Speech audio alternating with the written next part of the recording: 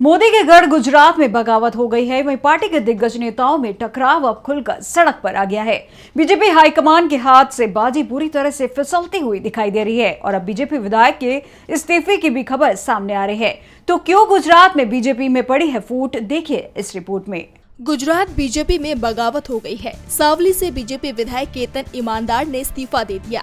लोकसभा चुनावों में बड़ोदरा सीट पर बीजेपी ने मौजूदा सांसद रंजनबेन भट्ट को टिकट दिया था और इनकी टिकट का ऐलान होते ही पार्टी की लड़ाई सड़क पर आ गई है। रंजनबेन भट्ट को अमित शाह का करीबी माना जाता है, लेकिन उनके टिकट ने राज्य बीजेपी को मुश्किल में डाल दिया है। बीजेपी विधायक केतन ईमानदार ने रात 2:30 बजे अपना इस्तीफा विधानसभा अध्यक्ष को भेज दिया। केतन के इस्तीफे का कारण कांग्रेस के नेताओं को बीजेपी में लिए जाना बताया जा रहा है। बीजेपी गुजरात में कांग्रेस में तोड़फोड़ की कोशिश में जुटी हुई है। पिछले दिनों सावली के कांग्रेस के दिग्गज नेता कुलदीप राहुल जी बीजेपी में शामिल हुए थे।